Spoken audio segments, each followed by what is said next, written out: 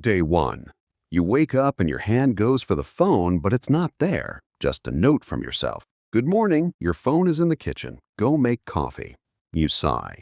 You shuffle out of bed, past the empty charging cable snaking across the floor. In the kitchen, your phone lies in the middle of the island like a sleeping animal.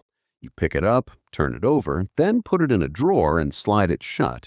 Okay, coffee. You can do this. You are a functioning adult. While the coffee drips, your eyes wander to the window. A bird lands on the sill. It just sits there, existing.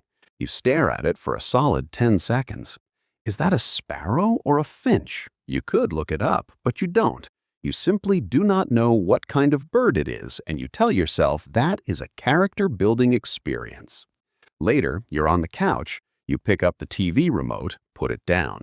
You pick up a book, read one sentence, put it down. Your thumb starts tapping the couch cushion, scrolling, scrolling, scrolling.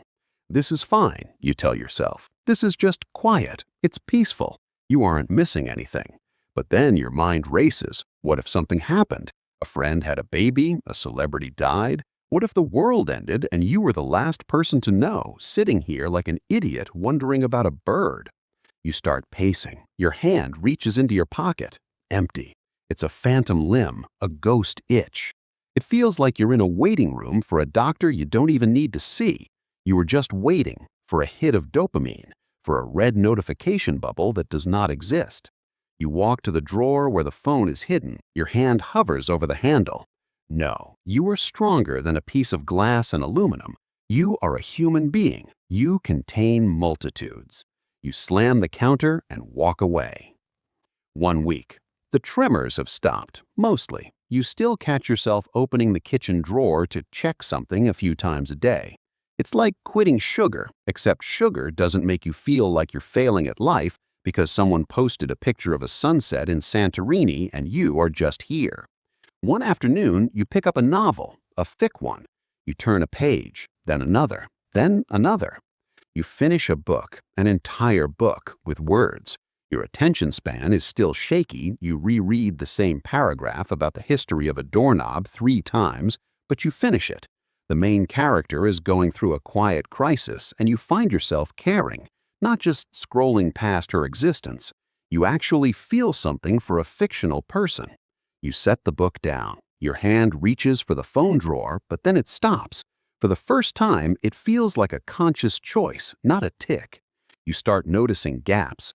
Moments where you aren't thinking about what to post to or who to reply to or how you're being perceived. Yesterday, while washing your hands, you just watched the water for 10 full seconds. You thought about where it came from, the reservoir, the pipes. It felt revolutionary. Then there's a knock at the door. You open it. A neighbor stands there holding a casserole dish. "Hi," she says. "Sorry to bother you. Just wanted to welcome you to the building. We're having a little get-together on Friday if you're free." You take the dish. "Yeah, thank you. I'd like that." You close the door and look down at the casserole, a real, tangible connection. She didn't text you. She just came over with food. And you wonder, is this how people met before everyone decided to just like each other's lives from a distance? 1 month. You got bored, really deeply bored. And in that boredom, something strange happened. You started drawing. You haven't drawn since you were a teenager when you realized no one was going to share your art. If it wasn't online, did it even exist? Now you find yourself sitting on the floor surrounded by sketchbooks and charcoal. Your hands are covered in paint. You're sketching the bird from the window. You go to the neighbor's party. No one asks for your Instagram. You just talk about the garbage schedule, about the landlord, about the raccoon that lives behind the dumpster. It's grounding, banal. It feels like everything. Later, you open the drawer. For the first time, you pick up the phone without anxiety. You charged it yesterday just to see 2,347 notifications, emails, Twitter, Instagram, a group chat you had been muted in with over 1,000 new messages. Your heart rate spikes just looking at the number. You don't open any of them. You just look. And you realize you don't miss the app. You miss the feeling of being needed by it. The illusion that a notification meant you mattered. You put the phone back in the drawer and slide it shut. No anger, no anxiety, just quiet. 1 year. You didn't plan to go this long. It started as a simple challenge, one day, then 1 week, then 1 month. Somewhere along the way, you stopped counting the days. Around month 4, you stopped thinking about when you would go back. The absence of the platform stopped feeling like a void and started feeling like space. Room to breathe, room to think a thought from beginning to end without it being interrupted by an algorithm. Eventually, you decide to go back, not to stay, but to see. You log in. You scroll through the feed, polished vacation photos, political arguments, a baby announcement, an ad for a product you don't need. It feels like walking into a party where everyone is shouting at the same time, convinced they're the only one talking. You see photos of people you haven't spoken to in years, living lives you were never a part of, and you feel nothing. No FOMO, no jealousy, just a peaceful detachment. You find your own profile, a photo from a year ago. You were smiling, but your eyes look tired, distracted. The caption says, "Living my best life." You remember that night. You remember feeling anxious because you only got 43 likes in the first 5 minutes, and your friend got 60. You turn the screen off. You don't delete the app. Maybe you will, maybe you won't. But it's not your home anymore. It's just a tool, a phone book, a calendar. It's not the lens you use to see your own life. You walk to your desk, there's a half-finished painting on the easel, the view from your window, the bird, the herb box, the city skyline.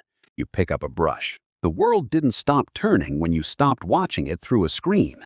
It got quieter, slower. You learned the names of your neighbors. You can identify 3 types of birds now. You started painting again. The scariest part wasn't the withdrawal. It was realizing you had been so loud for so long because you were terrified of what you would hear in the silence. Turns out, the silence is where the real stuff lives, the stuff that can't be liked or shared or followed, the stuff you just have to be there for in real life. And for the record, it's a house finch.